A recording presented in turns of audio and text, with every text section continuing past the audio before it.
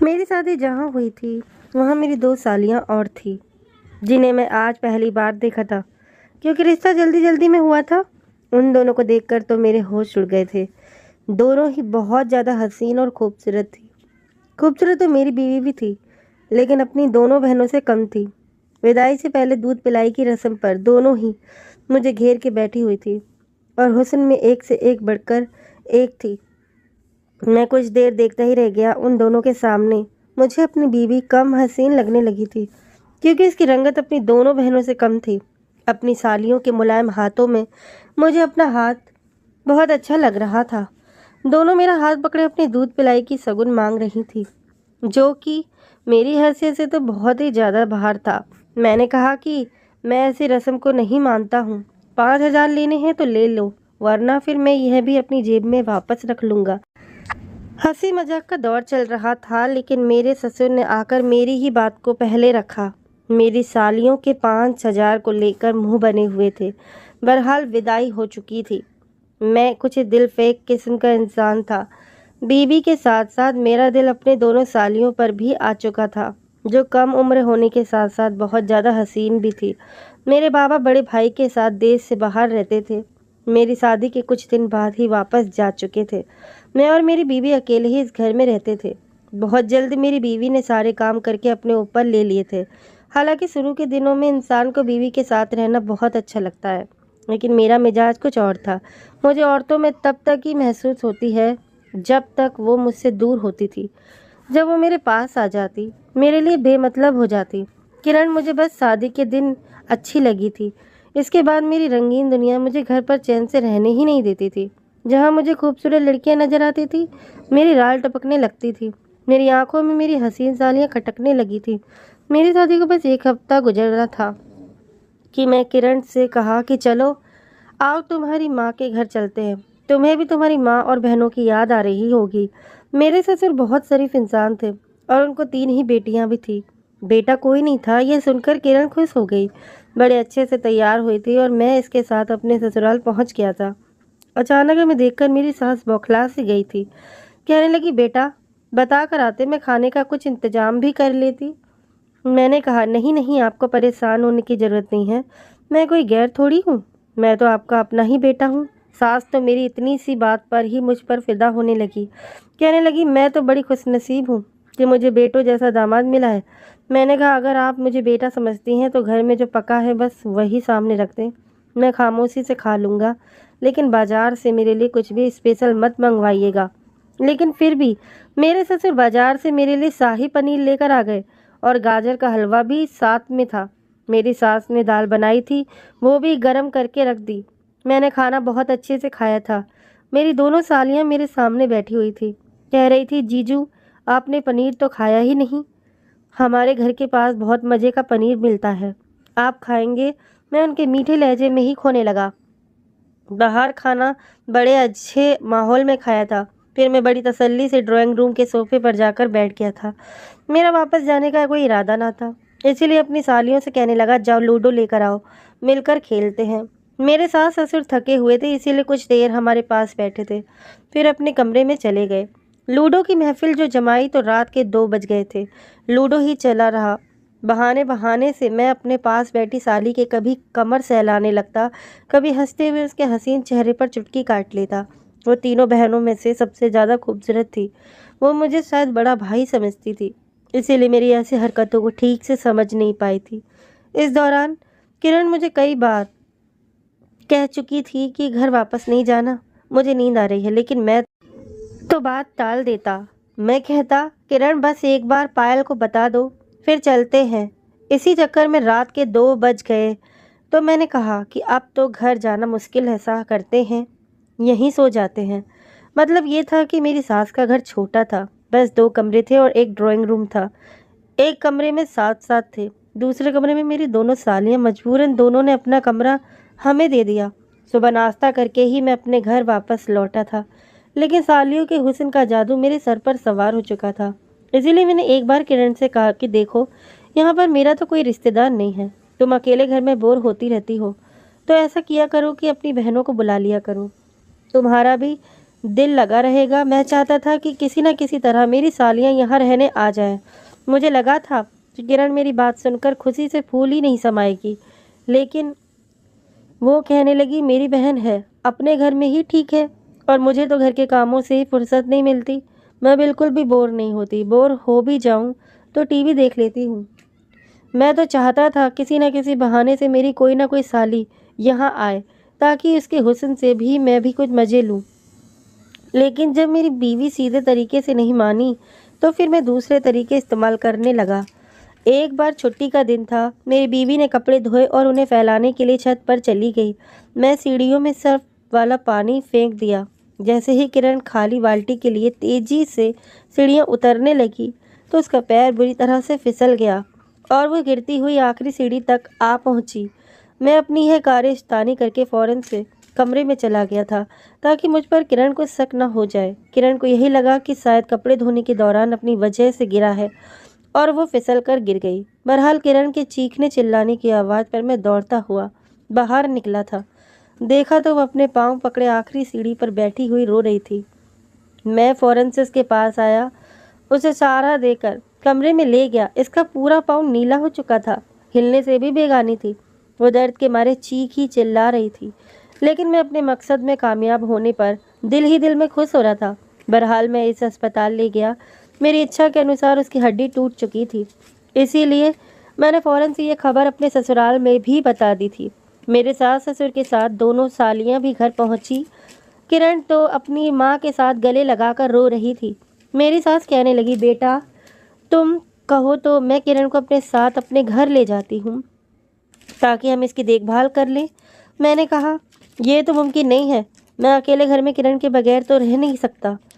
हाँ, आप अगर सही समझे तो पायल को यहीं छोड़ दे, वो अपनी बहन को संभाल लेगी। पायल मेरी बीवी की छोटी बहन थी, किरण से बस 2 साल ही छोटी थी, लेकिन देखने की किरण से ज़्यादा हसीन थी। पायल भी रहने पर तैयार हो गई, क्योंकि अपनी बहन की हालत देखकर वो परेशान हो गई थी। मुझे भी मौका मिल रहा था कि किरण तो बिस्तर की होकर रह गई थी। पायल उसे खाना तक बेड पर ला कर देती थी। पहले तो मैंने पायल से फ्री होने की बहुत कोशिश की, मजाक भी करता था, ताकि वो मुझे कुछ झिझक ना रखे। वो मेरे मजाक में भी सीरियस ही रहती थी, कोई जवाब नहीं देती थी। मैं अगर उसके पास आने लगता तो वो दूर हो जाती, साफ कह देती, आप मुझसे दूर ही रहकर बात किया करें, मुझे दूर से बात सुनाई देती है। इसके इस तरह से मेरे लहजे में से कुछ समस्या आ गया था। वो तो मुझे घास डालने को भी तैयार ना थी। मैं तो चाहता था वो मुझे एकदम फ्री हो जाए, या तो मजाक मजाक में उसके साथ ऐसे करके कर जाऊं तो उसकी मजाक में मेरा भी दिल बहल जाए। लेकिन पायल तो रात का खाना खाते ही अपने कमरे में बंद हो जाती थी। मैं तो चाहता था कि इसे देर रात तक बातें करूं और अपना मकसद भी पूरा कर लूं, लेकिन अब तक पायल ने मुझे एक मौका नहीं दिया था। हालांकि किस्मत ने दिया था। एक बार अपने घर पर आया तो पायल किचन में काम कर रही थी और मुझे अपने कमरे में जाना चाहिए था, लेकिन मैं किचन में दाखिल हो गया। वो बिना दुपट्टे के खाना बनाने में बिजी थी। शायद गर्मी की वजह से उसने अपना दुपट्टा उतार के किचन के दरवाजे पर लटका दिया था। मैं पहले कभी यूं बेधड़क किचन में नहीं आया था, लेकिन आज उसे देखकर मेरी नज़र बेबाक हुई थी। शायद मेरी नज़रों की गर्मी का असर था कि एकदम पायल ने पलटकर मुझे देखा, तब वो घबरा सी गई। मैं भी कुछ संभल सा गया। मैंने कहा, वो गिलास लेने आया था। पायल, मुझे जरा गिलास पकड़ा दो। शायद बिना दुपट्टे के पायल को मेरे सामने शर्म से महसूस हो रही थी, लेकिन मैं इसकी शर्म से लिपट उठा रहा था।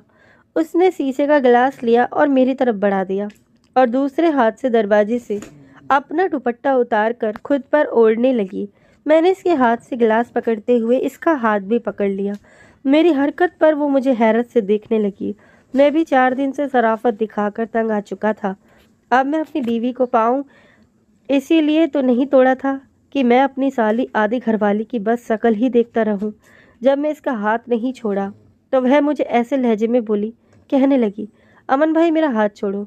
मैंने कहा, पायल तुम्हारा हाथ किरण से भी ज़्यादा खूबसूरत है। ये कहते हुए इसके करीब आ गया। मैं जानता था कि औरत तारीफ से पिघल जाती है, इसीलिए मैंने तारीफ के पुल बांधने शुरू कर दिए। लेकिन पायल ने तो, मैं नहीं जानता था कि वो मेरे साथ इस तरह की हरकत भी करेगी। इसने मुझे धक्का दिया। मैं दरवाजे से जाकर लगा था, फौरन से किचन से बाहर निकल गई। इसका यूँ धक्का देना मुझे बहुत बुरा लगा था। भला वो होती कौन थी मुझे धक्का देने वाली? मैं सोच चुका था कि अब इसे नहीं छोड़ूंगा। जब मैं कमरे में गया तो पायल किरण के पास बैठी रो रही थी। जब मैं कमरे में गया तो मुझे नफरत से देखते हुए फौरन से चुप हो गई। किरण इससे रोने की वजह पूछ रही थी। मैंने कहा, होना क्या है? खाना बनाते हुए हाथ जल गया है बेचारी का। मैंने बहाना बनाया था। यह सुनकर वो मुझे गुस्से से देखने लगी। मैंने कहा, मैंने तो इसका हाथ पकड़ा था कि देखो ज़्यादा जल तो नहीं गया, लेकिन तुम्हारी बहन तो शायद मुझे भाई समझती ही नहीं है। मुझसे हाथ छुड़वा कर तुम्हारे पास आई जैसे कि मैं कोई भूत हूँ। मेरी बात सुनकर पायल मुझे नफरत और गुस्से से देखने लगी। किरण फिर पायल से कहने लगी कि अमन तुम्हारे बड़े भाई जैसा अगर तुम्हारे हाथ को पकड़ कर देख रहा था कि कितना जला है तो इसमें कोई बुरी बात तो नहीं थी। लो दिखाओ। लेकिन पायल यह सुनकर कमरे से बाहर निकल गई और किरण से ये कहकर गई कि कल वापस चली जाएगी। मैं किरण के सामने जाकर बैठ गया। मैंने कहा, लगता है तुम्हारी बहन तुम्हारा ख्याल रखना ही नहीं चाहती, वापस जाने के बहाने ढूंढ रही है। मुझे नहीं पता था कि वह अपने बड़े भाई ही नहीं समझती। अगर तुम्हारा पैर ठीक होता तो कभी भी तुम्हारी बहन के इस तरह के रवैये पर इसे घर न रखता, लेकिन मेरी मजबूरी है जो फिलहाल मैं कोई नौकरानी नहीं रख सकता। तुम्हारे पाँव का यही हाल है कि तुम बगैर सहारे के चल फिर नहीं सकती, इसीलिए समझो। अपनी बहन को वो कहने लगी, आप फिक्र ना करें, मैं पायल से बात करूंगी। मैंने कहा, देखो मैं तो तुम्हारी दोनों बहनों को अपनी ही बहन समझता हूँ, लेकिन पायल की आज की हरकत ने मुझे अपनी ही नज़रों में शर्मिंदा करके रख दिया। वो तो मुझे यूं हाथ छुड़वा कर भागी जैसे कि मैं कोई गैर आदमी हूँ। मैं किरण के सामने अपना चरित्र बिल्कुल साफ सुथरा कर लिया था। वो मुझे उल्टा माफ़ी मांगने लगी कि बच्ची है, इसे समझ नहीं है। मैं इस बात पर किरण को बेफिक्र करके कमरे से बाहर आ गया, लेकिन किचन में सब कुछ जैसे का तैसा पड़ा था, क्योंकि पायल शायद दूसरे कमरे में चली गई थी। मैं किचन से खाना लिया और किरण के साथ उसके कमरे में बैठकर खाने लगा। मैंने कहा, तुम्हारी बहन अपने कमरे में बैठ गई है, मैं तुम्हारे लिए खाना लाया हूँ। किरण तो मुझसे शर्मिंदा हुए जा रही है।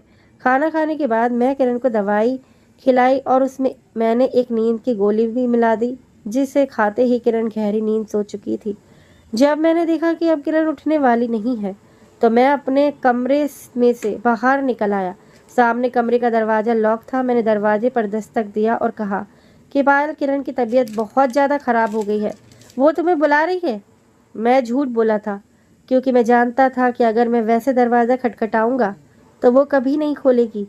मेरा ये कहना था कि फ़ौरन से कमरे का दरवाज़ा खुल गया था। जैसे ही पायल कमरे से बाहर निकलेगी, मैंने उसे बाजू से पकड़ा और कमरे के अंदर धकेल दिया और खुद भी कमरे के अंदर चला गया। कमरे का दरवाज़ा भी बंद कर दिया। यह देखकर तो पायल की रंगत उड़ी थी। कहने लगी, अमन भाई है, आप क्या कर रहे हैं? मैंने कहा, कौन सा भाई, कैसा भाई? मैं तुम्हारा कोई भाई नहीं हूँ। तुम्हारे हुस्न ने तो मुझे वैसे ही पागल कर रखा है। बहाने से तो मैं तुम्हें यहाँ बुलाया है। यह सुनकर तो पायल की रंगत पीली पड़ गई। कहने लगी, शर्म करें, मैं आपकी छोटी बहनों जैसी हूँ। रब के लिए आप यहाँ से चले जाएं। लेकिन मेरा ही कहना ऐसा इरादा था। मैं अपना जो गंदा इरादा लेकर इस कमरे में दाखिल हुआ था, इसे पूरा करने में कामयाब हो चुका था। मेरे सामने वो हाथ जोड़ती रहती, रोई, बिलबिलाती रही, मेरी मिन्नतें करती रही कि मैं इसे छोड़ दूं, लेकिन मैंने उसे बर्बाद करके रख दिया था। वो सिसक सिसक कर रो रही थी। कहने लगी वो सब कुछ किरण को बता देगी। मैं इसे धमकाना शुरू कर दिया। मैंने कहा, देखो अगर तुमने अपनी जुबान खोलने की कोशिश की तो तुम्हारी बहन को तलाक दे दूंगा, इसकी ज़िंदगी बर्बाद हो जाएगी। और तुम अगर यह बात सबको बताओगी तो तुम्हारी भी ज़िंदगी बर्बाद हो जाएगी, एक दाग लग जाएगा तुम पर। अभी तो यह बात तुम्हारे और मेरे बीच में ही है, बेहतर है कि तुम जुबान बंद रखो। वो बस रोए जा रही थी। मैं इस कमरे में छोड़कर अपने कमरे में आकर सो गया। अगली सुबह पायल को तेज बुखार हो गया था। किरण यह देखकर परेशान हो गई। कहने लगी कि यह तो खुद बीमार पड़ गई है, मुझे कैसे संभालेगी। अब ये था कि किरण सहारे से हल्का हल्का चलने लगी थी। मैंने कहा कि ऐसा करो, इसे घर भिजवा दो, अपनी छोटी बहन को बुला लो, वो तुम्हारी देखभाल कर लेगी। मेरी दिलचस्पी अब पायल से ख़त्म हो गई थी। अब इससे छोटी बहन तानिया में होने लगी थी, जो सिर्फ 16 साल की थी। मेरी बेवकूफ़ बीवी मेरी यह बात भी मान गई। मैंने फ़ोन मिलाकर किरण को पकड़ा दिया, फिर अपने ससुर को बुलाया और कहने लगा कि पायल को बुखार हो रहा है, इसे आप ले जाएं। ऐसे करें, तानिया को भेज दें, क्योंकि मेरा पाँव तो अभी भी इस काबिल नहीं हुआ है कि घर को संभाल सकूं। लेकिन बात जब पायल को मालूम हुई तो वो कहने लगी, नहीं तानिया, यहाँ नहीं आएगी, मैं दवा खाऊंगी तो ठीक हो जाऊंगी। इसके बाद पायल ने मुझे गुस्से से देखा। मैंने कहा, तुम्हें बहुत आराम की ज़रूरत है, तुम घर जाओ, तानिया है ना, संभाल लेगी। अपनी बहन को पायल मेरी हरकतों से वाकिफ हो चुकी थी, इसीलिए अपनी छोटी बहन को बर्बाद नहीं करवाना चाहती थी। बुखार में भी उठकर काम करने लगी थी। कहने लगी, मैं बिल्कुल ठीक हूँ। मेरी 1000 कोशिश के बावजूद पायल ने तानिया को यहाँ नहीं आने दिया। कुछ दिन बाद मेरे सर पर फिर से शैतान सवार होने लगा। मैं फिर से किचन में दाखिल हुआ। पायल खाना बना रही थी कि मैं उसे बाहों में पकड़ लिया। मेरी हरकत पर पायल ने न जाने कब छुरी उठाई और मेरे हाथ पर मार दी। मेरे हाथ पर कट लग गया था। मैं फौरन से इसे पीछे हट गया, यहाँ तक कि बहुत गहरा जख्म हो चुका था और खून बहने लगा था। मैं इसे गुस्से से देखकर कहा कि जाहिल औरत, यह क्या किया है तुमने? वो कहने लगी, आइंदा मुझे छूने की कोशिश की तो मार डालूंगी तुम्हें। इसकी आंखें उस वक्त लाल रंग के जैसी हो रही थी। पहली बार मुझे पायल का जुनून देखकर डर लग रहा था। मैं फौरन से अपने कमरे में चला गया, लेकिन मुझे इस पर बहुत गुस्सा आया था। मेरा जख्मी हाथ देखकर किरण मुझे वो वजह पूछने लगी। मैं कहने लगी, आपके हाथ में क्या हुआ है? इससे पहले कि मैं कोई कहानी सुना था, फौरन से पायल कमरे में आ गई। कहने लगी, दीदी, मैंने तो अमन भाई से कहा था कि मैं खुद काम कर लूँगी, लेकिन वो कहने लगे मैं तुम्हारे साथ मदद करवा देता हूँ, इसीलिए सलाद काटने लगे। अब उन्हें कहा ऐसे कामों की आदत है, देखिए ना, अपना हाथ कटवा कर बैठ गए हैं। इससे पहले कि मैं कुछ कहता, पायल ने मुझे हैरान कर दिया। इसने मेरी ही चाल मुझ पर चलाई थी। मैंने इस गुस्से से देखा, लेकिन वो बिल्कुल डरी हुई नहीं थी। किरण मुझ पर चिल्लाने लगी, कहने लगी, आपको क्या ज़रूरत थी? देखो कितना गहरा जख्म कर लिया है आपने। फिर पायल से कहने लगी कि ज़रा मुझे बैंडेज का सामान पकड़ा दो। इसमें दर्द से फर्स्ट एड बॉक्स निकाला और किरण को पकड़ा दिया। मैंने औरत का हाथ बस एक ही रूप देखा था, और वो था कमज़ोर और बेबस। औरत की बेबसी देखकर मुझे बहुत अच्छा लगता था। मैं औरत को बेबस और मजबूर देखकर उससे मज़े उठाता था, लेकिन मैं नहीं जानता था कि औरत का दूसरा जो रूप भी हो सकता है। 1-2 दिन तो मैंने पायल से कुछ नहीं कहा और अपना जख्म ठीक होने का इंतज़ार करता रहा, लेकिन मैं जानता था कि कमज़ोर लड़की मेरा मुकाबला नहीं कर सकती। जैसे ही मेरा जख्म कुछ सही हुआ, मैंने रात के वक्त पायल के कमरे के दरवाजे पर दस्तक देना शुरू कर दिया। उससे कहा कि दरवाज़ा खोलो, वरना मैं तुम्हारी बहन को तलाक दे दूँगा। मैं समझा था कि मेरी यह धमकी हर बार मेरी काम आ जाएगी। मैं इस बात का फ़ायदा उठाता रहूँगा, लेकिन कमरे का दरवाज़ा नहीं खुला। मैं काफ़ी देर दरवाज़ा धीरे धीरे से बजाता रहा, दबी दबी आवाज़ में धमकियाँ देता रहा, लेकिन दरवाज़ा नहीं खुला। आखिरकार मैं मायूस होकर अपने कमरे में लेट गया, लेकिन मुझे पायल पर बहुत गुस्सा आया था।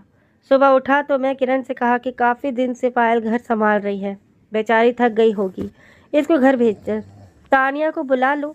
लेकिन पायल कहने लगी कि तानिया की पढ़ाई का वेस्ट होगा, मैं हूँ ना, आप लोगों की सेवा करने के लिए। कुछ दिनों से मैं महसूस कर रहा था कि खाना खाने के बाद मेरी तबीयत में अजीब बिगड़ने लगा था।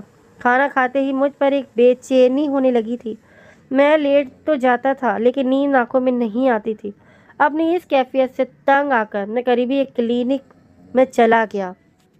उसने मुझे दवाइयाँ दे दी, वो खाता तो गहरी नींद सो जाता, लेकिन उसके बाद मैंने ये महसूस किया कि मेरी सेहत गिरने लगी थी। मुझे अपने अंदर कमजोरी सी महसूस होने लगी थी। मैं ज़रा सा चलता तो मेरा सर घूमने लगता था, मेरे हाथ पांव सुन्न होने लगते थे। मैं कब से ऐसा हो गया था? मैं डॉक्टर से इलाज करवाया तो मुझे पता चला कि मुझे स्लो पॉइजन दिया जा रहा है। यह जानकर मैं पायल पर भड़क उठा, लेकिन वो हंस कर कहने लगी, तुम जैसे लोगों का मर जाना ही बेहतर है। और पायल ने सारी बात अपनी बहन को बता दिया और किरण ने मुझे तलाक दे दी। आज मैं अकेला अपनी ज़िंदगी गुजार रहा हूँ। धन्यवाद दोस्तों।